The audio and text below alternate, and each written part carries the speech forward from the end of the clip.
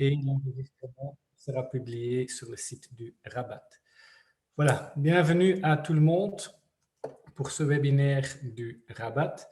On a pour ce webinaire invité Marceline Bonneau qui va nous donner une petite présentation des différentes bonnes pratiques et chouettes projets un peu partout en Europe qui étaient financés dans le cadre du projet Urbact, aussi un projet européen. Avant de commencer avec ça, je vais quand même, pour ceux qui ne connaissent pas encore le Rabat, présenter le Rabat. Donc, on est le réseau des acteurs bruxellois pour l'alimentation durable. On a une petite ASBL avec plus ou moins 90 membres actifs dans les différents maillots de la chaîne du secteur alimentation, avec tous un aspect durable dans leur fonctionnement. Ça peut être qu'ils travaillent avec des produits bio, ça peut être un volet social, ça peut être un volet santé, donc on est vraiment un réseau inclusif.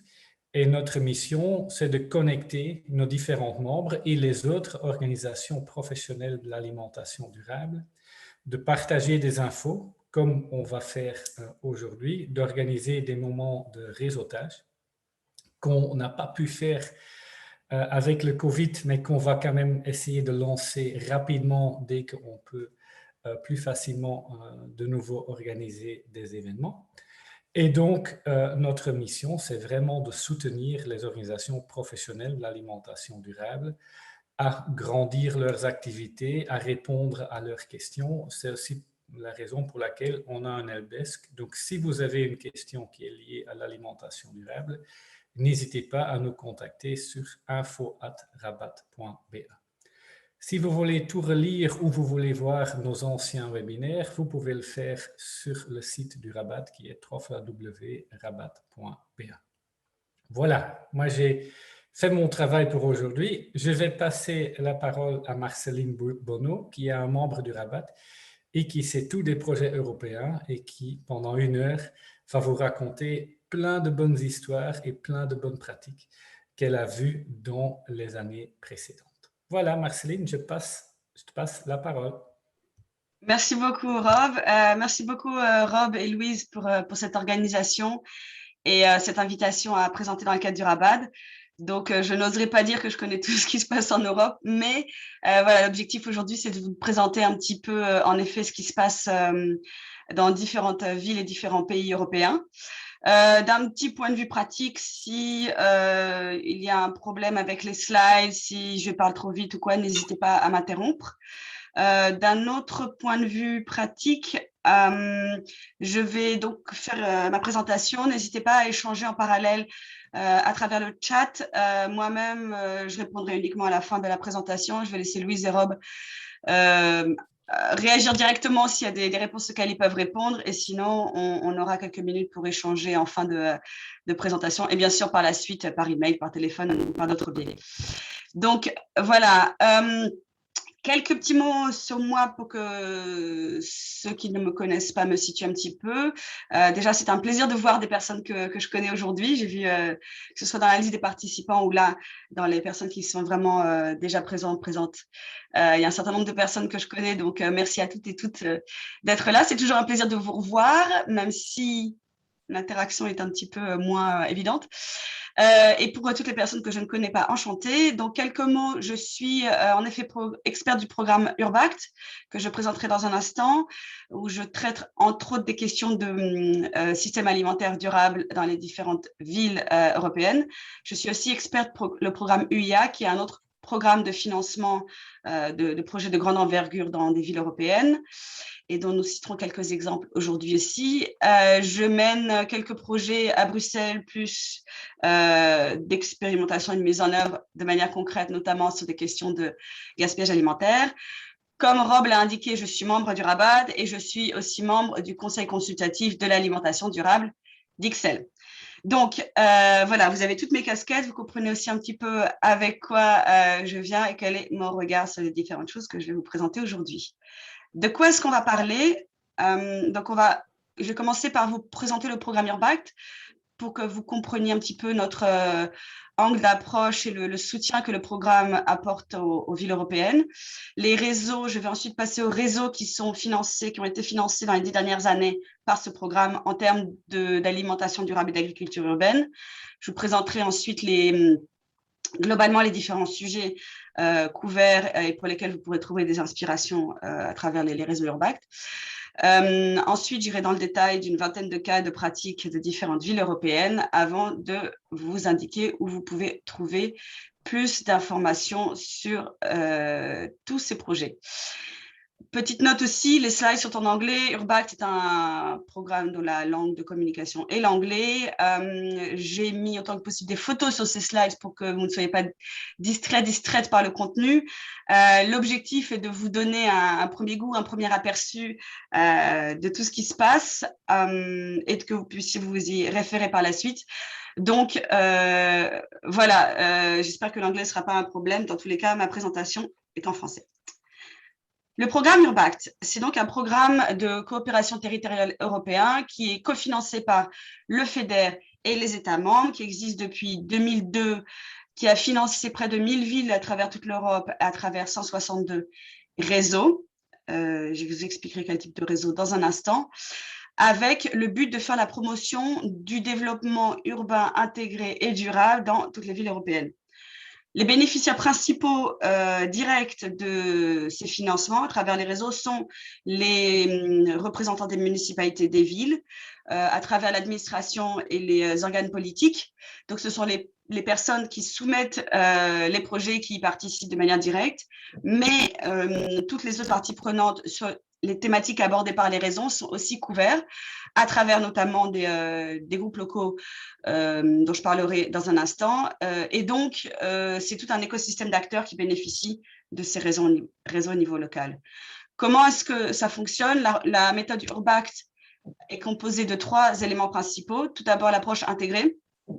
L'idée, c'est lorsqu'on a une thématique, une problématique urbaine à traiter, de l'aborder en couvrant les différents aspects du développement durable, que ce soit des questions d'économie, d'environnement, de société, ça peut être aussi de culture, de santé, s'assurer que les différents aspects sont intégrés et qu'en se focalisant par exemple sur la protection de la biodiversité, on ne laisse pas de côté les aspects sociaux ou économiques, il n'y a pas non plus de déplacement des faits.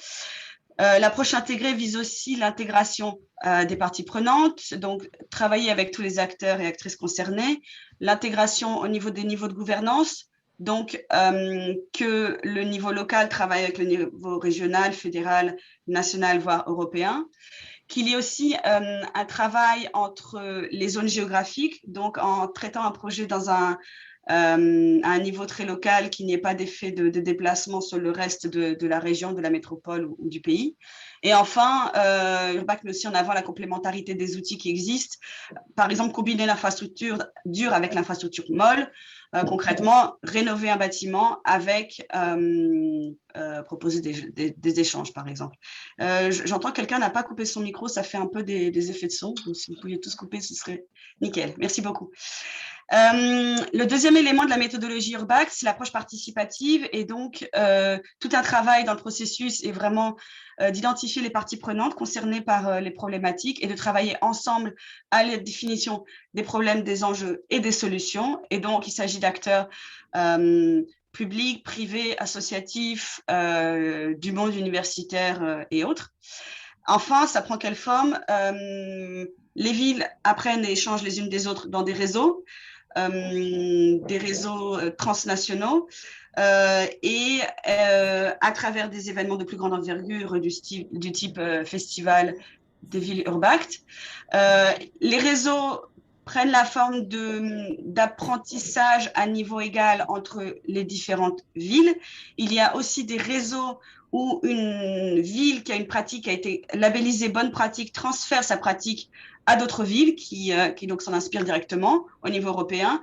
Ce même format a été mis en œuvre aussi au niveau local où certaines villes qui ont bénéficié d'apprentissage Urbact transfèrent leurs approches et apprentissages à d'autres villes au niveau local. Donc, il y a pas mal de types de réseaux différents et comme ça, vous pouvez voir un petit peu aussi si ça vous intéresse de postuler pour un financement pour un réseau. Les appels sortiront en juin, de voir un peu comment ça fonctionne. J'entends encore des bruits de fond. Je ne sais pas si c'est encore mon ordinateur ou des personnes dont le micro n'est pas éteint, mais voilà. Au niveau d'Urbact, en termes d'alimentation, donc le premier point que je souhaitais vous mentionner, c'est qu'Urbact est partenaire de la déclaration de Glasgow, déclaration alimentaire de Glasgow, qui a été définie coordonnée par IPES Food, un groupe d'experts sur les questions alimentaires, dont par exemple Olivier de Scuter est membre, et Nourish Scotland, une ONG irlandaise. Cette déclaration vise à relocaliser les systèmes alimentaires dans une vue de lutte contre le changement climatique. Je sais qu'aujourd'hui, il y a des autorités publiques au niveau municipal, communal et régional. N'hésitez pas à signer cette déclaration qui sera donc mise en avant lors de la COP26 dans quelques semaines. Et si vous n'êtes pas une autorité publique, vous pouvez aussi devenir partenaire comme le réseau Urbact, le programme Urbact qui est donc partenaire, qui en fait la promotion et qui soutient complètement l'approche qui est mise en avant par cette déclaration. Donc, depuis 2013, Urbact a financé 8 réseaux qui traitent d'alimentation durable, de systèmes alimentaires durables et d'agriculture urbaine. Il y a eu 2 réseaux qui sont focalisés sur des questions de cantine durable, bio, locale, avec formation de cuisiniers, avec sensibilisation d'enfants, de parents, de cuisiniers, d'enseignants, travail sur les marchés publics, mise en place de régies municipales. Ce sont les réseaux donc Diet for a Green Planet et BioCantines. 2 réseaux qui se sont focalisés sur des questions de lien entre les zones urbaines et périurbaines, agri-urbaines et food corridors. Le réseau Sustainable Food in Urban Communities, que je pense certaines d'entre vous connaissent, qui a été coordonné par Bruxelles Environnement et la région de Bruxelles pour aborder les différents aspects de l'écosystème alimentaire et qui a mené à la stratégie Good Food telle que nous la connaissons aujourd'hui. Le réseau Next Agri qui vise à soutenir le développement de l'entrepreneuriat, le développement de compétences en lien avec l'agriculture urbaine sous forme d'incubateur de soutien à l'entrepreneuriat en zone périurbaine. Rurban qui s'intéresse au jardin communautaire, au jardin partagé, et BiPathNet sur la question des abeilles en ville. Je vous laisse pour information les slides détaillés sur tous ces réseaux auxquels donc vous aurez accès à cette présentation après aujourd'hui. Et là, vous avez le détail de toutes les villes qui ont participé ou qui participent à tous ces réseaux, les différentes priorités de ces réseaux et des liens pour avoir accès à tout ce qui a été mis en œuvre à chaque fois. Donc, qu'est-ce qui a été mis en œuvre? Justement, quels ont été les projets qui ont été développés, les pratiques? Sur quoi est-ce que ces réseaux sont focalisés? Tout d'abord, il y a eu et il y a tout un travail sur des questions de politique publique, de politique alimentaire, avec la mise en place de politiques alimentaires, de food councils, de travail sur les systèmes alimentaires, de travail sur des marchés publics. Avec une approche intégrée liant l'économie locale à la cohésion sociale, à la protection de la biodiversité. Beaucoup de projets se sont intéressés à la question d'inclusion et de qualité de la nourriture et de santé de manière générale, en incluant aussi la notion de changement climatique. Des réseaux se sont aussi intéressés à la question de la production, donc que ce soit production dans une visée de vente directe, avec souveraineté alimentaire, avec le développement de la production organique, production locale, tout un travail autour de l'aménagement du territoire, de la manière dont la réglementation permet ou non d'identifier des terrains disponibles à la production, mais aussi une réflexion sur l'autoproduction à travers les jardins potagers, jardins communautaires, et certaines villes s'intéressent aussi à la question des communs et du bien commun. Tout ça s'est aussi développé dans une approche de territorialité, de relocalisation des systèmes alimentaires, en améliorant la chaîne de distribution, en valorisant, mettant en avant la production locale, en développant aussi des systèmes de distribution avec l'ouverture de marchés, de coopératives, mais aussi un travail avec tout le secteur de l'ORECA, le secteur des cantines.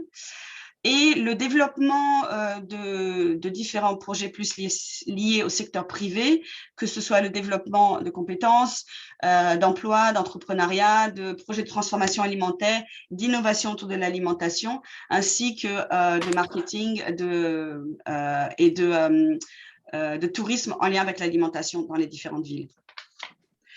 Certains projets se sont aussi intéressés à la question d'économie circulaire, notamment avec des pratiques liées au compost, au gaspillage alimentaire, réduction du gaspillage alimentaire, et des questions de justice alimentaire, en s'assurant que tout le monde ait accès non seulement à une alimentation de qualité, mais tout simplement à de l'alimentation, en s'assurant que tout le monde, que la santé de tout un chacun, toute une chacune, soit bien pris en considération, et donc différents projets de solidarité alimentaire. Différents projets ont visé aussi les citoyens, les consommateurs, en s'assurant d'accompagner toutes les personnes intéressées vers une transition, vers une alimentation plus durable, plus locale, plus bio, avec une réduction de la part de protéines animales, augmentation des protéines végétales, un gros travail avec les écoles, mais aussi avec le grand public. Enfin, des projets plus liés à la recherche et l'analyse, avec beaucoup de projets qui se sont intéressés à développer, diffuser plus largement leurs apprentissages, leur méthodologie, mais aussi de mettre en place des certificats, par exemple des certificats pour devenir chef de projet alimentaire dans des municipalités. Je ne vais pas passer en revue toutes ces thématiques aujourd'hui, mais c'est pour vous dire que tout ça, ça a été couvert d'une manière ou d'une autre. Et s'il y a un sujet ou l'autre qui vous intéresse, qu'on n'aborde pas aujourd'hui, sur lequel vous souhaitez avoir plus d'informations par la suite, n'hésitez pas à revenir vers moi. Concrètement, qu'est-ce que les villes Urbact ont fait en mise en œuvre? Je vais vous présenter une série de cas de pratique. Je vais être assez générique pour une question, je dirais, de temps et pour vous inciter à aller chercher un peu plus loin par la suite. Dans chacune de ces pratiques, je vous présente les grandes lignes. Vous avez des liens sur chacune de ces slides pour avoir accès à plus d'informations par la suite. Et bien sûr, donc de manière immédiate, si vous avez quelques questions, vous pouvez les mettre dans le chat. Je présente, donc je ne répondrai pas, mais j'essaierai aussi, avec l'aide de Louise et Rob, d'y revenir à la fin de la présentation. Donc, tout d'abord, en termes de production, alors, petit aussi aparté, les cas, nous avons choisi tous ces cas et toutes ces pratiques parce qu'elles sont inspirantes, intéressantes à un moment donné dans les villes. Voilà, je ne peux pas vous donner tous les détails. Donc, si par moment vous demandez en quoi est-ce que c'est particulièrement innovant et que j'omets de peut-être vous donner tous les détails, n'hésitez pas non plus à me demander. Première pratique, premier cas que je souhaite partager avec vous, c'est la mise en œuvre de la première ferme municipale à Troyan en Bulgarie. Donc, première fois qu'une ville bulgare a défini un plan d'urbanisme sur lequel un territoire est dédié à la production locale pour directement produire des fruits et des légumes qui vont alimenter ces cantines, les cantines des écoles et les cantines des crèches, avec tout un travail de réflexion sur l'identification des variétés de fruits et de légumes qui correspondent au climat local. Ce sont 15 hectares qui sont dédiés à cette production. Actuellement, trois tunnels, comme vous voyez sur la photo, ont été mis en place. Avec aussi la construction de toute une infrastructure pour stocker les produits, mais aussi les transformer. C'est un travail qui a été mis en œuvre avec les directeurs, directrices des écoles, des crèches, les personnes de l'administration, de la municipalité qui traitent de ces questions-là, mais aussi les parents des enfants concernés. Il y a déjà une agricultrice qui a été employée pour travailler non seulement sur l'aspect de production, mais l'aspect de sensibilisation autour de ce champ. C'est un travail qui n'a pas été fait de manière isolée, comme toutes les autres pratiques que je vais vous présenter aujourd'hui aussi. Ce travail-là, en particulier, a été développé en parallèle de tout un travail de réflexion autour des marchés publics sur les cantines et de soutien au changement de pratique dans la cuisine, dans la manière de préparer des repas au sein des cantines, que ce soit sur une question de grammage, une question de formation des cuisiniers, cuisinières pour avoir le plus de produits préparés sur place et non apportés déjà transformés. La deuxième pratique que je souhaite vous partager, c'est celle de Ourense en Espagne, où toute une réflexion a été mise en œuvre pour mettre en lien pour identifier des terrains non utilisés, des terrains qui peuvent être utiles à la production alimentaire, avec des personnes intéressées par utiliser ces terrains. Pour les Bruxellois, ça peut faire appel à l'approche de cojardinage à plus grande échelle, avec une réflexion aussi très liée à l'utilisation temporaire d'espaces ou de bâtiments vacants. L'idée que ces terrains qui sont vacants sont laissés à l'abandon avec des risques liés au manque d'entretien, par exemple des risques liés aux incendies. Et donc, en permettant à des personnes qui n'ont pas de terrain d'y accéder, de s'en servir, ça permet de réduire les risques et les amendes qui peuvent être liées pour les propriétaires qui eux-mêmes donc ont un terrain qui est entretenu selon des accords qui sont définis spécifiquement entre les différentes parties. En parallèle de cette coordination, de ce matchmaking entre terrain disponible et personnes intéressées par cultiver, la ville a aussi réhabilité deux marchés traditionnels qui servent non seulement de point de vente de produits locaux, mais aussi pour recréer tout un écosystème local, un lieu d'échange, de socialisation dans le quartier. Amoya del Valles, en Espagne, c'est toute une stratégie pour développer une agriculture durable dans une zone très dense qui a été développée, en mettant vraiment en avant le rôle de villes de petite et moyenne taille comme promoteur de l'emploi et de l'entrepreneuriat dans le secteur agricole.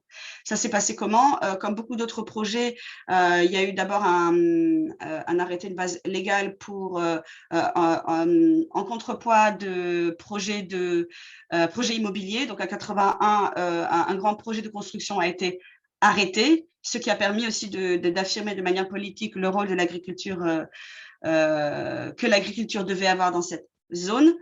Et depuis 2005, une gestion collaborative avec un système de gouvernance avec différents acteurs locaux a été mis en œuvre pour renforcer les circuits courts à travers la production, la vente, le lien entre les deux. Par exemple, avec l'ouverture d'un magasin. Donc ici, vous avez la photo du magasin local avec Carlo Petrini du Slow Food qui est venu leur rendre visite et ce dont ils sont très fiers.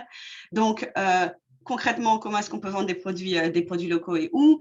Des activités de sensibilisation, des activités avec les écoles, une réflexion autour de l'utilisation des terrains, le soutien à l'entrepreneuriat, soutien matériel, soutien financier, et une fois de plus, comme très souvent dans tous ces projets, un travail sur les marchés publics, notamment pour l'alimentation, pour la fourniture d'aliments aux écoles, aux cantines des écoles et des crèches. Et, pardon, excusez-moi, dernier exemple en termes de production, c'est la ville de Maribor en Slovénie, qui, elle, alors ne fait pas partie du programme, n'a pas été financée par Urbact, mais par ce que j'appelle sa petite sœur UIA. UIA, en deux mots, c'est un programme qui finance, qui jusqu'à 5 millions d'euros finance des projets d'infrastructures dures dans des villes européennes. Pour ceux qui sont bruxellois, par exemple, à Bruxelles, il y a le nouveau projet vélo Cargo Bike qui est développé. Voilà, c'est des projets qui sont visibles. Soit, donc, Maribor a développé une plateforme pour renforcer les circuits courts et s'assurer d'un approvisionnement direct et court en produits alimentaires sous la forme d'une plateforme en ligne, d'un site internet et d'une application qui met en lien producteurs et consommateurs, avec une identification des besoins des consommateurs qui les expriment aux agriculteurs. Parmi les gros défis de départ, ça a été justement de pouvoir faire le lien et d'avoir suffisamment de données que les agriculteurs puissent utiliser pour mettre en place leur plan de production. Mais pour l'administration, ça a été aussi de mettre en place tout un système pour gérer les données en interne et ou avec des acteurs spécialisés dans la gestion de données. Donc, tout ça, c'est des projets aussi qui sont, quand ils sont gérés par les villes, ça demande le développement de nouvelles compétences, de nouveaux rôles aussi dans la vie urbaine, la vie locale. Cette plateforme qui vient d'être lancée a permis déjà depuis peu aux producteurs donc d'ajuster leur plan de production aux besoins locaux. Pour les différents acteurs, notamment publics, qui profitent de cette mise en lien, ça permet de mettre en œuvre la réglementation sur les marchés publics verts. Et tout ça, bien sûr, ça permet aussi de réfléchir à des nouveaux produits, des innovations technologiques et digitales pour plus de soutien économique local et de soutien agricole. Je souhaiterais passer maintenant à des cas qui visent la distribution. Une fois qu'on a produit, comment est-ce qu'on distribue et on vend ces différents produits. Ici, vous avez l'exemple d'un marché à Vaslui, et on reste sur Vaslui en Roumanie, qui a ouvert son premier marché municipal central en 2014. Donc, l'idée, c'était d'utiliser un bâtiment abandonné, de le rénover pour le mettre à des normes d'efficience énergétique et de rendre l'alimentation accessible à toutes et à tous de manière donc, très centralisée, avec bien sûr accessibilité pour les voitures, les piétons, les transports publics, avec 5 zones alimentaires, des fruits et des légumes, des produits de l'eau, de la mer, du poisson, de la viande, des produits laitiers et un laboratoire de contrôle style AFSCA. Et l'élément important, c'est que comme vous voyez sur cette photo, ils ont dédié des zones pour les producteurs locaux qui sont donc indiquées de manière visible pour mettre en avant les produits qui sont donc produits dans la région de Vaslui. Sur d'autres photos, on peut voir qu'il y a des bananes et des ananas sur d'autres stands. Voilà, à Lyon, la Superal, c'est un tout autre modèle, modèle économique, modèle de réflexion autour de l'alimentation, où dans un lieu unique, on a un magasin bio, un magasin de producteurs, un restaurant, un lieu de distribution de paniers bio, mais aussi d'autres activités plus transversales et culturelles liées à une librairie, l'organisation de conférences. Les différents acteurs travaillent de manière collaborative à la gestion du lieu, que ce soit donc, la gestion globale, la participation à la gestion de la caisse partagée, mais aussi dans le type de vente et d'activité qu'ils proposent. Donc, par exemple, le restaurant se sert des produits locaux, le magasin de produits bio s'assure de ne pas vendre les magasins de producteurs, et donc voilà, le tout de manière concertée. C'est un business model intéressant, innovant, et c'est aussi une expérience unique pour les consommateurs qui ont accès donc à toute cette offre diversifiée dans un lieu unique. Pays de Condruse en Belgique, donc en région wallonne, tout un programme régional a permis de développer des différents projets en soutien à l'agriculture locale. L'idée, c'était de mettre en place des points, des food hubs, pour aider les agriculteurs à vendre, ou les producteurs locaux, pardon, à vendre leurs produits sans devoir supporter les coûts, de lourds coûts d'investissement à la vente, mais aussi de mettre en avant de manière concertée les produits locaux. Au niveau de Nandrin, donc là, j'ai choisi le cas du Point Ferme, qui fait aussi partie de tout l'écosystème du Pays de Condruse, qui a participé déjà à 2 réseaux Urbact. L'idée, ça a été d'abord, c'est un processus en plusieurs étapes, de développer une plateforme en ligne, possibilité de commander en ligne, notamment des paniers bio. Et ensuite, avec le temps, l'offre s'étant élargie et la base de clients s'étant affermie, le magasin a ouvert en personne avec diversification des produits proposés. Actuellement, il y a plus de 100% producteurs locaux qui vendent dans ce Point Ferme. Le rôle des producteurs est de produire, le rôle de la coopérative en charge du Point Ferme est donc de vendre et de s'assurer de la logistique. Dolmen, c'est un magasin à Amarante au Portugal. J'ai choisi ce cas et d'autres liés aux abeilles, même si c'est un petit peu moins la thématique du Rabat, mais pour aussi mettre en avant le fait que lorsqu'on se focalise sur un produit donné, on peut développer pléthore d'activités. Et voilà, je me suis dit aussi que les apprentissages étaient intéressants pour les questions alimentaires au sens large. Ceci étant dit, dans Dolmen, au sein de Dolmen, on parle que de nourriture et de boissons, donc c'est très bien. Donc, c'est un magasin qui a été développé sous forme de coopérative avec l'idée de mettre en avant les produits locaux, donc pas seulement les produits, mais bien tout ce qui est lié aux produits, la culture locale, le patrimoine, les personnes qui sont derrière la production et la vente de ces produits. C'est une initiative qui a été mise en avant, proposée par des acteurs de la société civile, et la coopérative s'est ensuite développée avec des membres du secteur public, de l'administration locale par exemple, d'ONG, d'ASBL locales, de PME, de producteurs et d'individus. Un élément important aussi à savoir, tous ces projets sont financés de plein de manières différentes. Certains projets sont complètement autonomes, et vous en avez vu, vous en verrez dans le reste de ma présentation. Là, en l'occurrence, ils ont bénéficié d'un certain nombre de financements locaux, européens et régionaux, régionaux et européens, pardon. Ils ne sont pas, pour information, suffisants, ils ne sont pas autonomes d'un point de vue financier. Il y en a d'autres qui le sont. Ceci étant dit, à part l'aspect purement viabilité économique, un certain nombre d'éléments ont été mis en avant dans le cadre de ce magasin. Donc, l'importance de mettre en valeur les produits qui sont proposés avec un jeu de lumière, un jeu de présentation. Donc, faire un beau magasin, ça donne envie d'acheter des produits. De mettre les magasins en centre-ville pour s'assurer que tout le monde le voit et y a accès. Utiliser le lieu non seulement pour la vente, mais pour d'autres types d'activités, comme des expositions, des ateliers, des conférences. Et s'assurer que tous les membres de la coopérative, du projet, fassent la promotion du magasin et vraiment le portent comme leur projet qui soit visible au reste des localités et de leurs environs.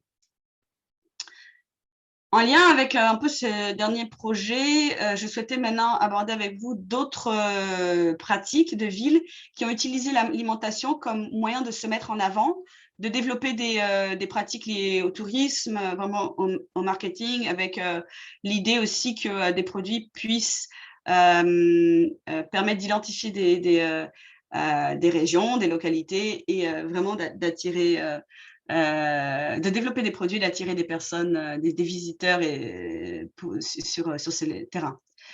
Le premier cas, c'est celui de Messina en Italie, où l'Institut agricole Paris a été confronté à des coupes budgétaires. C'est un institut qui enseignait l'art de produire du vin et qui, suite à ces coupes budgétaires, s'est rendu compte que des revenus pourraient être générés à travers la production de vin. Et donc, ils ont développé leur propre vin de qualité, San Placido, dont ils ont développé la vente à travers différents canaux, notamment une zone de test, un lieu de vente et de test œnologique, et aussi en s'incluant dans des circuits touristiques pour pouvoir faire goûter directement leur vin, mais aussi s'inscrire vraiment dans les spécificités de la production alimentaire locale de Messina. Coimbra, au Portugal, vient d'être labellisée capitale région européenne de la gastronomie 2021-2022, ce qui permet à la région de soutenir divers objectifs plus globaux qui sont le développement du tourisme durable et des activités économiques qui sont liées, mais aussi de faire la promotion de la gastronomie comme un art culinaire, comme un pool de compétences, de connaissances, de patrimoine, avec la possibilité aussi de regrouper tout un type d'acteurs et d'actrices autour de cette thématique, des producteurs, des consommateurs, des étudiants, des amateurs et des touristes. Ce label leur permet de faire un travail actuellement sur le développement de solutions durables pour la production, la vente alimentaire et la gastronomie au sens large. Ça permet aussi de mettre en avant et de renforcer l'identité locale avec une notion liée beaucoup plus à l'authenticité de chacun des territoires et de créer toute une histoire, toute une narrative autour de l'alimentation locale, et le tout cherchant à contribuer à la cohésion sociale et économique de la région. Au Portugal, toujours, Fundao a, elle, développé une marque pour ces producteurs, donc le club de producteurs de Fundao, qui regroupe 25 entrepreneurs locaux de tous les domaines de l'alimentation, que ce soit de produits frais à des produits transformés, du fromage, des champignons, de la viande, etc.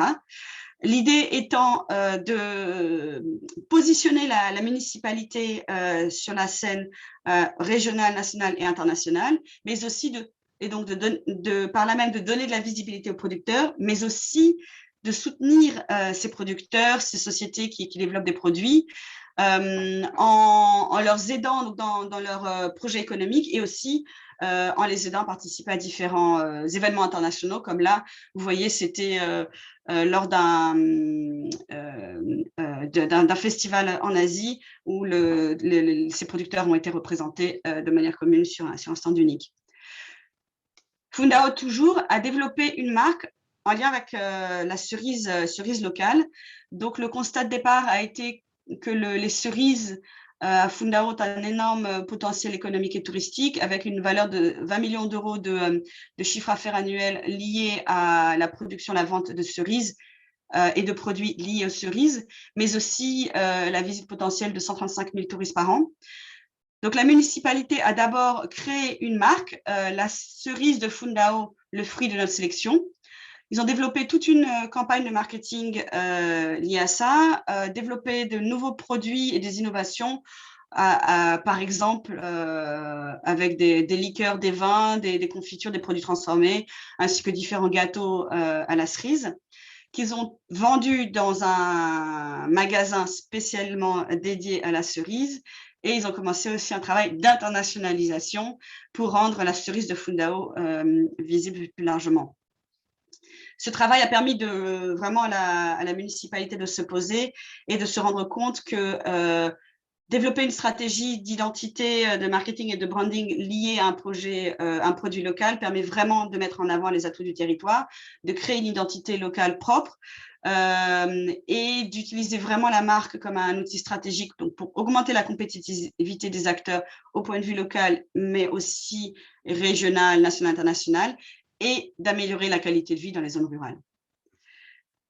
À Lyon, c'est un label qui a été développé par la municipalité, le label Ville équitable et durable, pour créer une communauté de personnes qui souhaitent rendre la ville plus durable, donc communauté qui permet l'échange et l'apprentissage entre les différentes villes, avec un processus d'attribution du label avec des critères évidents et transparents.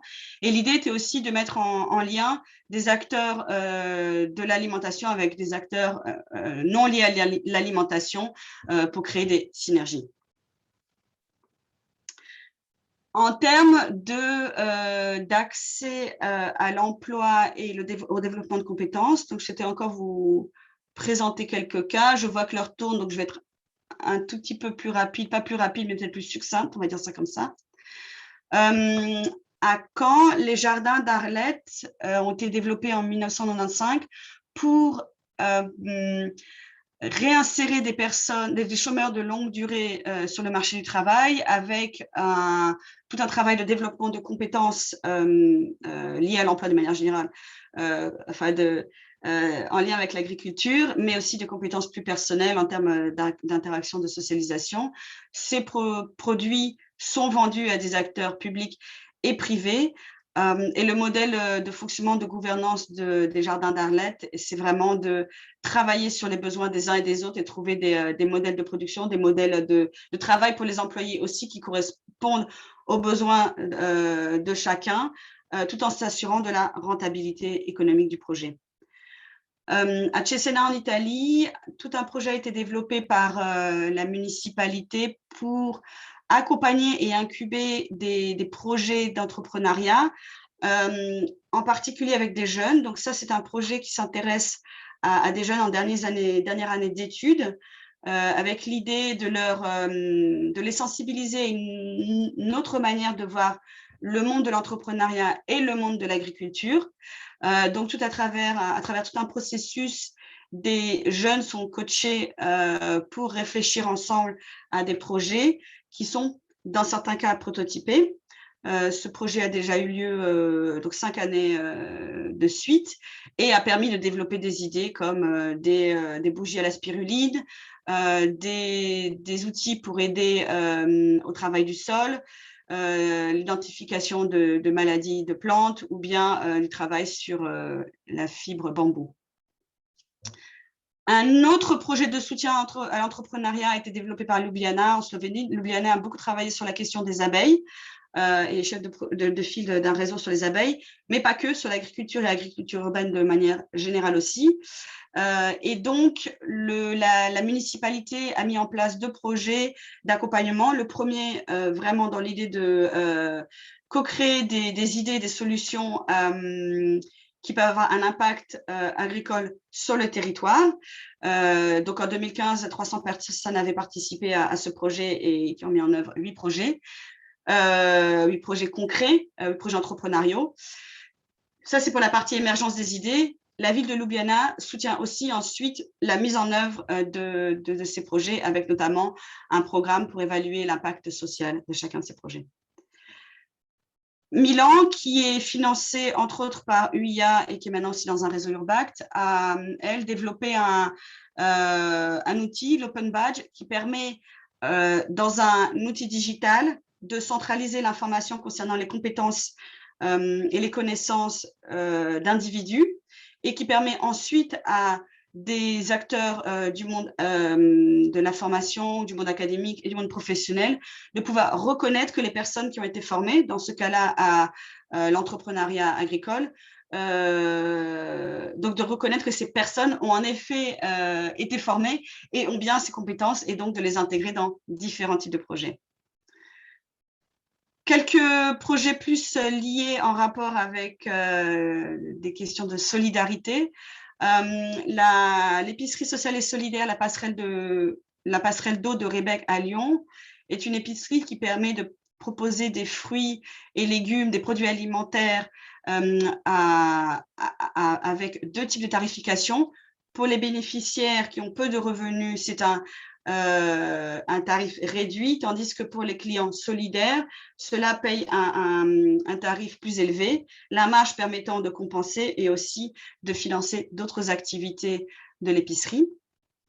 Une cuisine collective a été aussi, alors c'est un projet qui date, mais elle a été développée à Athènes en 2010 suite à la crise économique, avec d'abord l'idée de juste pouvoir proposer de la nourriture à toutes les personnes dans le besoin.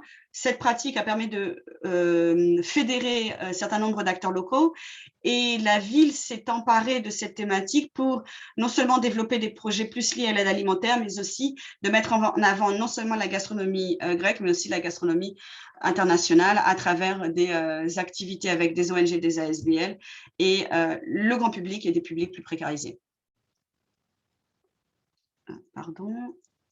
Voilà, ça c'est mon avant-dernier cas. La ville de Lille, qui a aussi bénéficié d'un financement UIA, a elle cherché à utiliser l'alimentation comme levier pour réduire la pauvreté dans le quartier de Fives à Lille, tout en rénovant un ancien site industriel, site qui a, pour la petite anecdote, permis de construire la Tour Eiffel. Pendant 3 ans, le site a hébergé 2 zones d'activité principales, une serre et une cuisine commune. Dans la serre, des activités ont été menées plus liées à la plantation, la reconnaissance des plantes et la collecte, la récolte de plantes. Dans la cuisine commune, des activités liées à l'alimentation, comme vous voyez, ont été mises en place. Donc, des activités de cuisine, des activités de sensibilisation, des activités plus liées à la distribution d'aide alimentaire, mais aussi liées à l'entrepreneuriat dans l'entrepreneuriat, donc la création d'entreprise, mais aussi le développement de compétences dans le domaine de l'ORECA et d'autres activités avec des jeunes aussi, par exemple des vidéos. Ce projet a mené à 2 types, a eu des impacts à 2 niveaux, pour les personnes qui ont bénéficié des activités et pour les personnes qui ont accompagné ces publics. Juste quelques exemples, et vous les avez dans l'article qui est là. Donc, dans les activités, dans les compétences pour les bénéficiaires, c'est un mélange de compétences personnelles plus lié à la socialisation, changer son quotidien, avoir la possibilité de parler avec d'autres personnes, de manière indirecte aussi, avoir une question d'empowerment et de travail, d'interaction avec d'autres personnes et d'être fier de montrer ses recettes, de cuisiner. Et aussi tout simplement voilà, de changer son quotidien.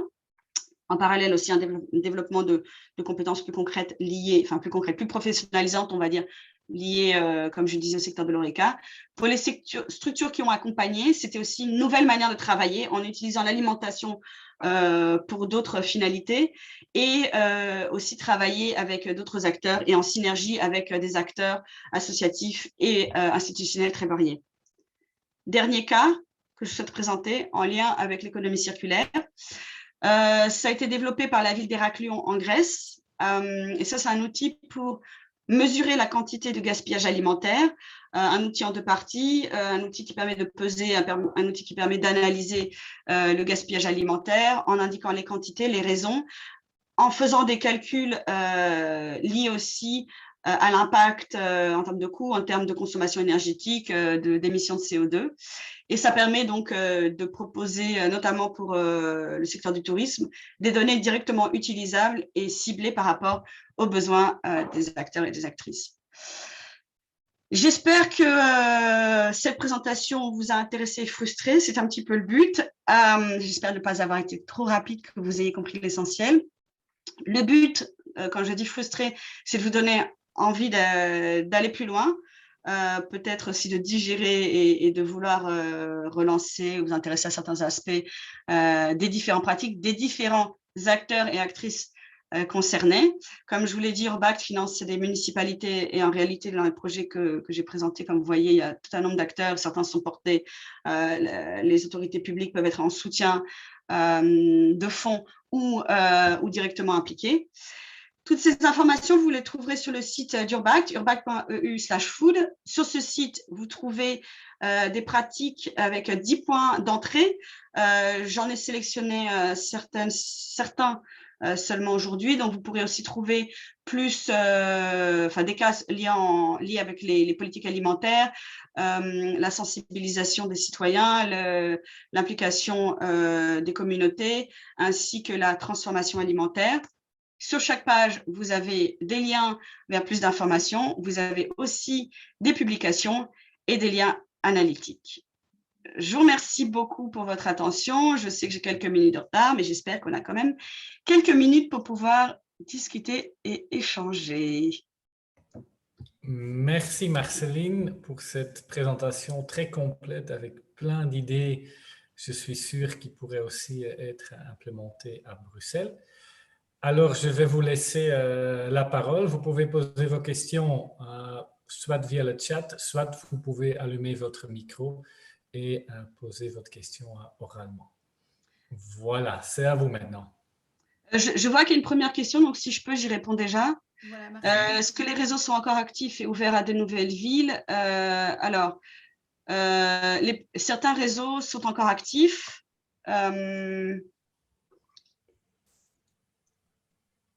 Je vais répondre à ça rapidement. Je mets juste la slide sur les réseaux.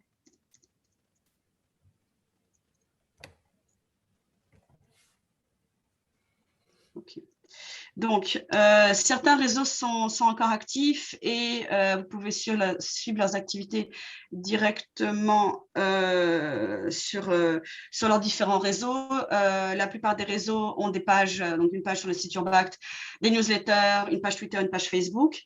Actuellement, il y a une version 2 de BioCantines qui est en cours, donc sur les cantines 100%, enfin bio local, avec régime municipal, avec travail sur les marchés publics, etc.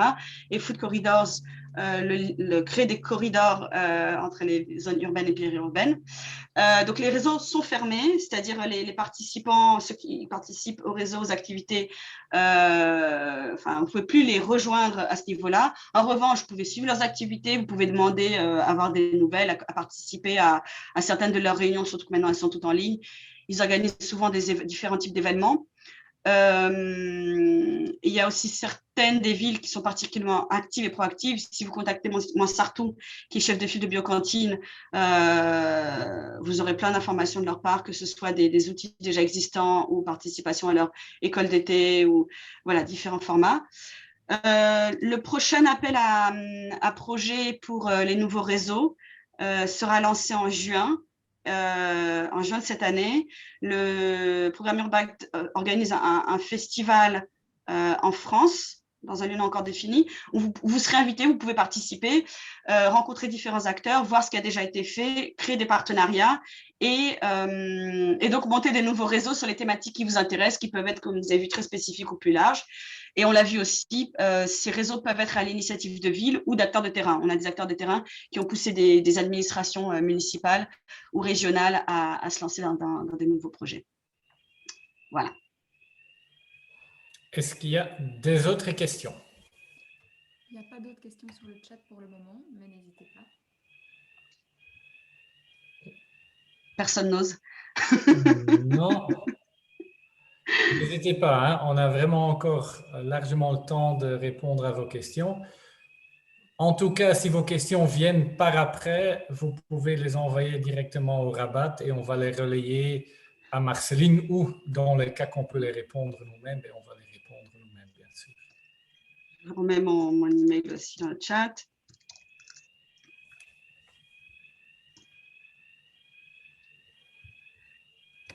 Peut-être aussi, alors je vais essayer de meubler un peu. Une fois de plus, donc on a traité on a fait un peu une sélection sur les cas qu'on a présentés. Pour information, il y a aussi beaucoup de cas.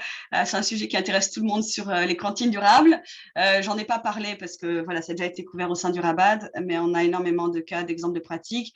En Belgique et ailleurs, je sais aussi qu'aujourd'hui, il n'y a pas que des représentants de Bruxelles et de Belgique, mais aussi au-delà. Donc, voilà, ça peut être des choses qui vous intéressent aussi. L'approche Urbact aussi, c'est très fortement de faire voilà, un travail d'apprentissage par les pairs. Et les villes sont là pour se coacher mutuellement et voir comment identifier, comment une pratique qui a été développée quelque part peut être développée ailleurs de manière directe et évidente ou bien en ajustant certains éléments. Il y a toute une méthodologie globale et des méthodologies spécifiques qui sont développées pour chacun des réseaux, donc avec ça peut être des présentations PowerPoint, ça peut être des outils de travail, de co-création, de post-it, de relecture, de peer review, de choses comme ça. On a aussi ici des personnes qui ont déjà, je sais que dans les participants, il y a des personnes qui ont participé à des réseaux Urbact, que ce soit sur des questions alimentaires ou d'autres. Je peux laisser la parole aussi à ces personnes si elles souhaitent partager leur expérience et faire la promotion du programme, sans pression pour personne que je ne vise directement. Est-ce qu'il y a quelqu'un qui veut témoigner de son expérience dans le programme Urbact ou quelqu'un qui a une question? Bah alors, je me permets pour pas mettre de pression sur Giovanna, Joséphine ou Joël. Je vois Caroline qui pose la question plus méta. Quels sont les apprentissages du programme Urbact? Est-ce que ça permet réellement de capitaliser et dupliquer? Pour citer un exemple, Troyan, le premier cas que j'ai cité, donc c'est une petite ville en Bulgarie qui est en toute honnêteté assez loin de ce qui se passe à Bruxelles. Voilà, en termes de même conception de la durabilité, c'est aussi dans des pays où, enfin voilà, en tout cas tel que nous on l'envisage, c'est envisagé différemment. Qu'est-ce qu'ils ont fait? Ils se sont inspirés de la pratique de Montsartou qui a mis en place une régie municipale dans le cadre particulier de Montsartou qui a développé donc cette régie sur une zone ultra dense où le mètre carré vaut une fortune en termes d'immobilier. Et donc, voilà, la réalité était très spécifique à Montsartou. Cependant, Troyan s'en a inspiré et au cours du travail de tout le réseau qui vient de se finir, ils ont pu développer leurs propres pratiques. Donc, il y a énormément de pratiques comme ça qui ont été développées. Je vois que Joséphine est en ligne. Elle peut aussi très bien dire en quoi est-ce que Sustainable Food in Urban Communities a mené à la stratégie Good Food telle qu'on la connaît actuellement. C'est un autre d'autres exemples très concrets de ce qui a été fait. Et à un niveau encore plus méta, je dirais maintenant, Urbact essaie aussi de jouer un rôle au niveau plus de stratégie politique, par exemple, en contribuant à la stratégie de Glasgow. Et pas juste en se disant, on va signer, on va être partenaire, mais plutôt, on a toutes ces villes qui ont fait ça. Quel est le rôle des villes pour changer les autres niveaux de gouvernance et pour montrer concrètement aux États qu'on peut bouger.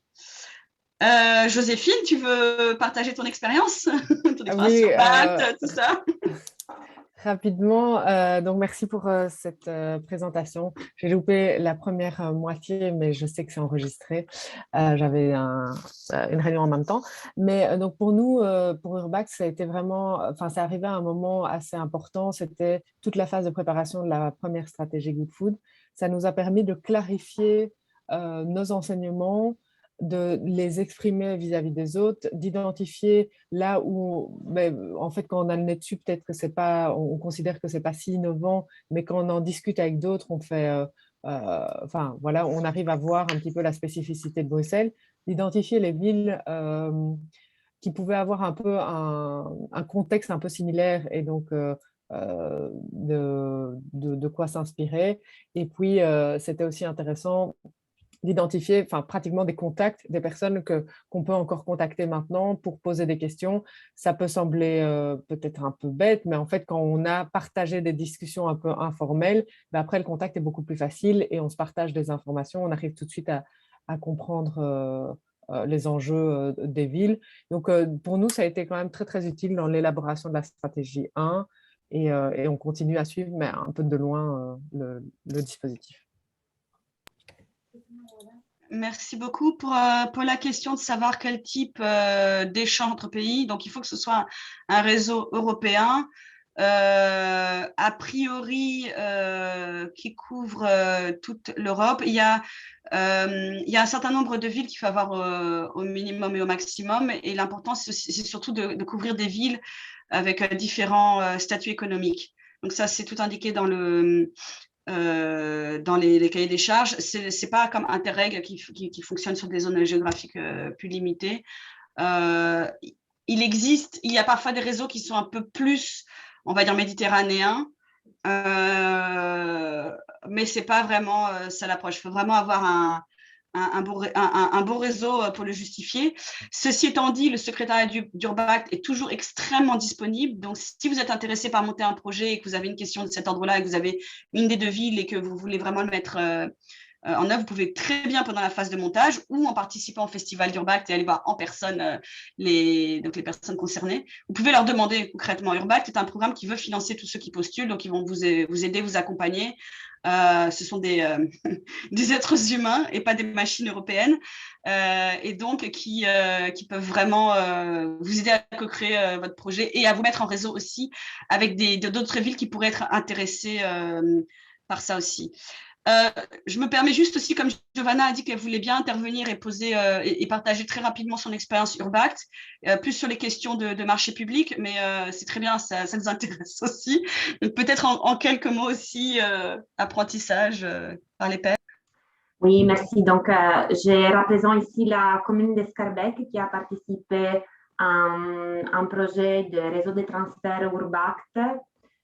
On était donc effectivement 6 villes avec la ville coordinatrice Preston et la bonne pratique que la ville de Preston a partagée avec les autres, c'était sur donc une pratique de gestion des marchés publics, d'analyse des dépenses et effectivement même dans le cadre de ces réseaux qui s'appellent Making Spend Matter, on a pu échanger sur des critères environnementaux et sociaux qui portent dans les cahiers des charges, notamment aussi cette réflexion a aussi touché les marchés des cantines durables pour les repas scolaires. Donc ça, c'est aussi un lien direct avec la thématique d'aujourd'hui. Très clair, les avantages qui ont été partagés, donc le fait de pouvoir travailler avec des pairs dans d'autres villes, de se sentir accompagné, aussi d'avoir des experts qui travaillent tout au long du projet avec les villes. Ça, c'était un parcours qui nous a vraiment enrichi et dont on est très, très satisfait. Donc, un grand soutien vis-à-vis de la méthode Urbact de notre part. Merci. Et si je peux encore, Rob, je sais qu'il est l'heure, mais juste 2 choses. de ce que moi j'ai vécu et de ce que j'ai observé, Urbact change les gens. Change les gens et les pratiques. C'est vraiment une autre manière de faire la ville, de penser la ville, d'identifier des problèmes, des solutions, de sortir de sa zone de confort en toute bienveillance par rapport à d'autres personnes qui ont vécu ça. Donc ça, c'est pour la méthode Urbact. Au plaisir d'en parler plus par la suite. Pour l'aspect, les écoles militaires, l'armée école militaire, non, il n'y a pas de réseau Urbact qui a traité ces questions-là. Rien ne vous empêche de lancer un projet sur cette thématique, en commençant déjà tranquillement à réseauter, trouver d'autres villes qui seraient intéressées. Urbact a mis un peu le focus sur l'alimentation la dernière année. C'est-à-dire qu'il y a eu un certain nombre de réseaux qui se sont montés sur cette thématique et au niveau du programme, on met ça en avant. On commence aussi à avoir une force de frappe et de réseautage un petit peu plus forte. Donc voilà, et n'hésitez pas à me recontacter si vous avez des idées aussi sur des sujets que vous souhaitez développer, des villes avec lesquelles vous souhaitez être mis en contact. Caroline mentionnait Montsartou. En effet, Gilles Perrol est partout, à la radio, sur les plateaux télé, sur Twitter. Il était à Liège il y a 2 jours. Le rôle des élus est primordial dans le développement et le soutien de ce genre de produits, de projets. Le rôle des membres de l'administration est encore plus important pour mettre en œuvre, pour être force de frappe, pour changer concrètement la ville, et tous les acteurs qui participent à ces projets qui permettent d'arriver avec leur point de vue, leurs solutions et qui font la ville au quotidien. Donc, voilà, peut-être que chez moi, il est 11h02, je pense qu'on doit finir. Non, alors je vois juste la petite question, comment est-ce qu'on fait pour participer lorsqu'on ne fait pas partie de l'administration? On copine avec l'administration. Concrètement, Urbact finance des municipalités met